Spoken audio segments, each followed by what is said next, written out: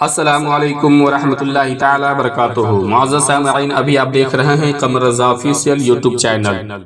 معزز سامعین، امید کرتے ہیں کہ آپ حضرات بخیر ہوں گے۔ الحمدللہ میں بھی ٹھیک ہوں۔ آپ لوگ ہمیں یوں ہی سپورٹ اور ساتھ دیتے رہیں۔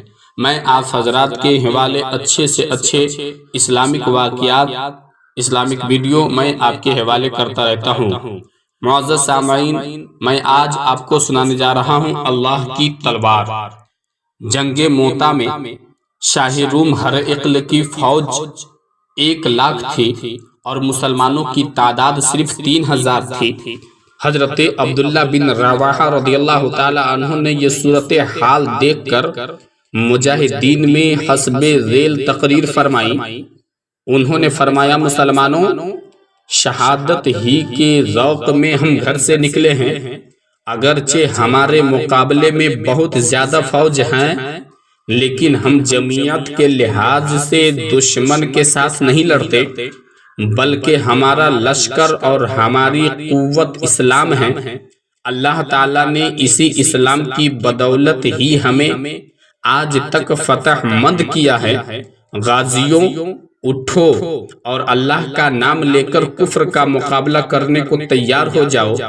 عبداللہ بن رواحہ رضی اللہ تعالی عنہ کی یہ ہمت افزا تقریر سن کر سب جانثاران اسلام نے ایک زبان ہو کر کہا، بے شک آپ سچ کہتے ہیں، اور سب مقابلہ کے لیے تیار ہو گئے اور لڑائی شروع ہو گئی۔ حضرت زید بن حارث کے ہاتھ میں حضور صلی اللہ تعالی علیہ وسلم کا جھنڈا تھا۔ آپ بڑے جوش و خروش کے ساتھ اور شجاعت کے ساتھ لڑائی لڑ رہے تھے، یہاں تک کہ مخالفین کے لشکر میں جا گھسے اور شہید ہو گئے۔ آپ کے شہید ہوتے ہی جھنڈا حضرت جعفر بن ابی طالب رضی اللہ تعالی عنہ نے تھام لیا اور رجزے خوانی کرتے ہوئے دشمنوں کی صفوں کا صفایا کرنے لگے۔ جب ان کا گھوڑا زخمی ہو گیا تو پھر بھی پاپ یادہ لڑنے لگے، اور دشمنوں نے جب ہر طرف سے وار کرنا شروع کر دیا تو پہلے ان کا ایک بازو کٹ گیا، لیکن آپ نے دوسرے بازو سے جھنڈا تھام لیا اور اسی طرح لڑتے رہے، اور جب دشمنوں نے دوسرا بازو بھی جدا کر دیا تب آپ نے دونوں کٹے ہوئے بازوؤں کو جوڑ کر علم اسلام کو اپنے سینے سے لگا لیا، لیکن علم کو گرنے نہ دیا۔ آخر اسی حالت میں آپ نے شہادت پائی۔ ان کے بعد علم اسلام حضرت عبداللہ بن رواحہ نے اٹھایا اور گھوڑے سے اتر کر پاپ یادہ جنگ میں شریک ہوئے اور خوب لڑے، یہاں تک کہ وہ بھی شہید ہو گئے۔ حضرت عبداللہ کی شہادت کے بعد مسلمان پریشان ہونے لگے، مگر ثابت بن ارقم انصار رضی اللہ تعالی عنہ نے علم اسلام ہاتھ میں لے کر کہا، مسلمانوں، اب تم حضرت خالد بن ولید کو اپنا سردار مقرر کر کے جہاد شروع رکھو۔ چنانچہ سب نے اس بات پر اتفاق کیا اور حضرت خالد بن ولید رضی اللہ تعالی عنہ آگے بڑھے اور مسلمانوں کو للکار کر بڑے جوش و خروش کے ساتھ دشمنوں پر حملہ کر دیا۔ حضرت خالد رضی اللہ تعالی عنہ کی سیادت میں مسلمانوں کا کچھ ایسے زور سے حملہ ہوا کہ کفار کے حوصلے پست ہونے لگے۔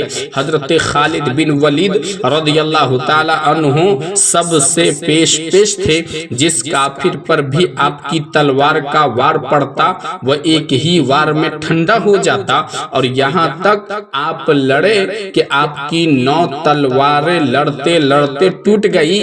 ہر تلوار کے ٹوٹتے ہی وہ دوسری تلوار لے کر دشمنوں پر شیر کی طرح جھپٹتے تھے۔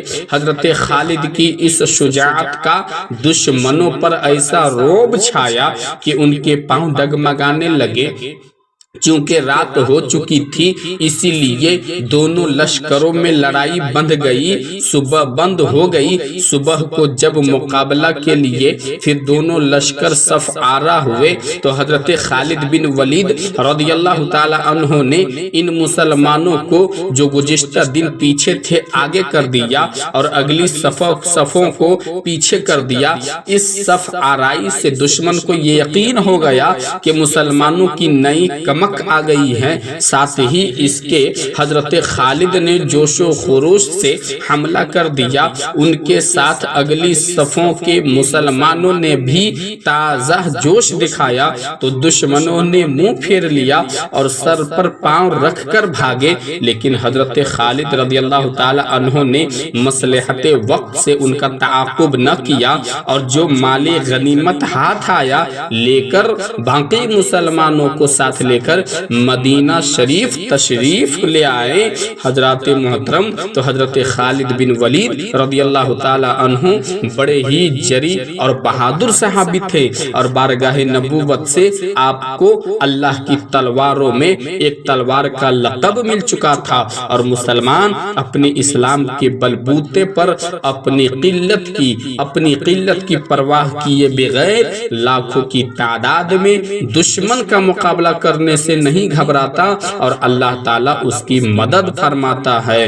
تو معزز سامعین، آپ حضرات دیکھ رہے ہیں قمر رضا آفیشیل یوٹیوب چینل، آپ لوگ یوں ہی دیکھتے رہیں، میں آپ کے حوالے اچھے سے اچھے واقعات پیش کرتا رہوں گا۔ خدا حافظ، السلام علیکم ورحمۃ اللہ تعالی وبرکاتہ۔